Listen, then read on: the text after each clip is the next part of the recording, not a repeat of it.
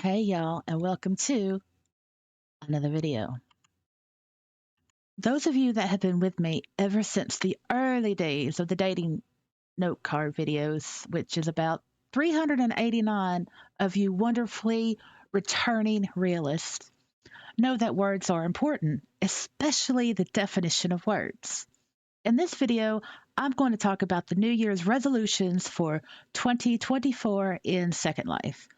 Just a note for those Zoomers out there, I'm not meaning resolution as in the measure of sharpness of an image, because apparently some people get that confused.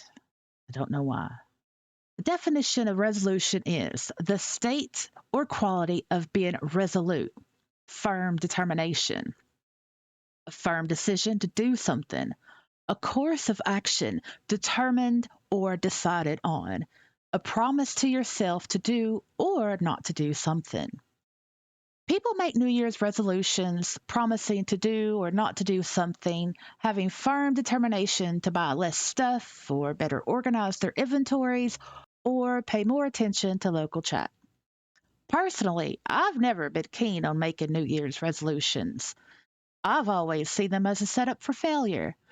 When the calendar changes over from the year before to the current year, it's simply just that. New Year's Eve is the same as New Year's Day. The only thing different is that a number has changed. The sun still rises and sets. The same weather pattern is still in effect. All in all, New Year's resolutions are more of a mindset, which can happen at any time of the year. I suppose it's just more of a tradition, a fresh start mindset, or a selling point to make resolutions on New Year's Day. You know, all those new diet plans and gym memberships. Perhaps making New Year's resolutions helps to firm up determination to do or to not do something. More substantial or helps one to feel more inclusive because people around them are doing it. Whichever way or reason, one can set themselves up for success in choosing a doable goal with a positive outcome any day of the year.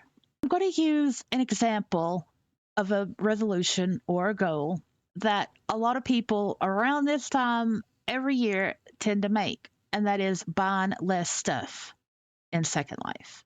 I've just been informed that before we can continue, Wilson would like for me to insert something that he created. Then we'll get back to the video. Where dreams come alive. There's a channel you should check out. Let me testify.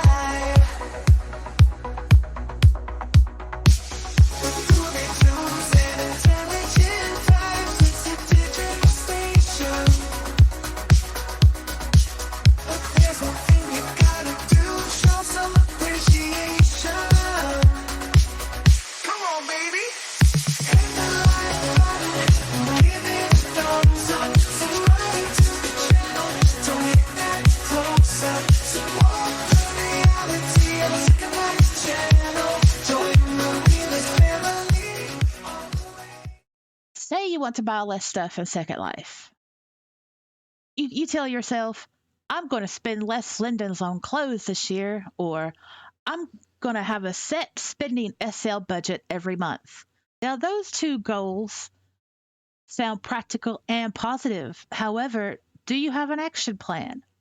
How are you going to stick to your determination when the latest and greatest crop top comes along, or that new bento head that is capable of glorifying your status at the latest pay to enter sex club is advertised all over Second Life Friends Facebook? The wave of posts of excited comments like, I'm so happy I'm getting it, or I got it, look at me, or this head has been the best thing I ever bought in SL, or I never, I never, I never knew a crop top could change my second life this much. If you haven't firmed up your action plan of determination, then your New Year's resolution won't last. You'll end up buying that crop top or bento head enjoying them for a short while before the buyer's remorse sets in. We've all had buyer's remorse. I bought this piece of adult furniture because I was seeing this dude.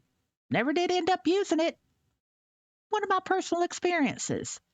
It was an expensive lesson, but one that I haven't repeated. Having an action plan to beef up your New Year's resolution, you'll have a better chance at succeeding than failing. An action plan should include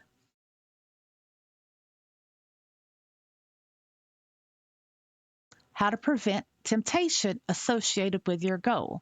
Example, instead of shopping, work on organizing your inventory, getting rid of the things that no longer work, old note cards, or things that don't have sentimental meaning for you. You will be more satisfied when deleting what's in your trash folder because it's instant gratification. Ugh, and it's bliss. Don't overwhelm yourself by setting more than one goal at a time. The more you deny yourself, the more you'll revolt against yourself with excuses and setting false promises to make up for those bad choices later. I'll make up for it later. I just won't go to any more shopping events this week. And then 2 days later, it's the weekend sales. Well, those aren't really events because they happen every weekend. It's okay. I'll make up for it next month by skipping the events. 1 month later, who am I kidding? I'm addicted to the shopping events. I can't help myself. The reality is that you can help yourself. Perhaps you just don't want to. Obstacles and setbacks can ruin a resolution. How will you manage encountering an obstacle or a setback, knowing exactly what you want to accomplish and the hardships that might occur during? Will aid you in being better prepared to stick to your goal and adapt to what may sidetrack you. Example, I didn't plan on buying anything at that event, but my friend said it looked good on me.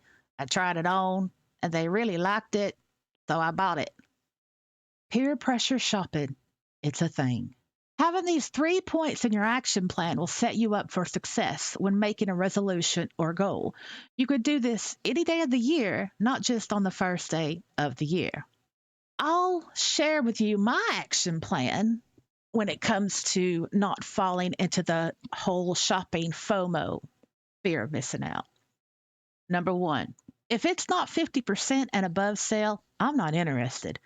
Less than 50% to me is not enough to persuade me. More often than not, I can buy something equivalent cheaper outside of a lower percentage sale or just build it for myself for free. Number two, I don't shop with other people. I want to avoid feeling the embarrassment of not being able to afford the amount of lindens I'd have to spend in order to be cool, like the person that is shopping with me. Also, by not shopping with other people, I'm not distracted with the in the moment feeling only to regret it an hour later and never wearing or using that thing I bought under peer pressure shopping.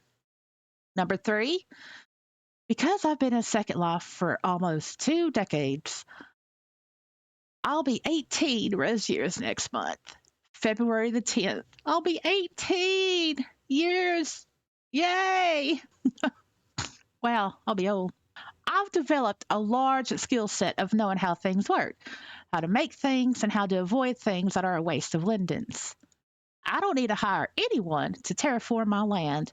I know how to do it and enjoy doing it, and I don't need a HUD for it either. I don't need to hire anyone to decorate my house, nor landscape for me. I know what I like, and I don't need someone else to tell me what I should like. I don't need to buy a house because I make my own. I don't need special HUDs to do things that I already know how to do via the viewer or already have freebie scripts that does the same thing. So it is important that knowing how to do the basic things in Second Life will save you hundreds up to thousands of lindens in the span of your Second Life. And it'll also give you something that is absolutely priceless that no one else can give you, and that is a sense of accomplishment. Well, that's it for me. I hope y'all learned something. See you in the next video. Bye.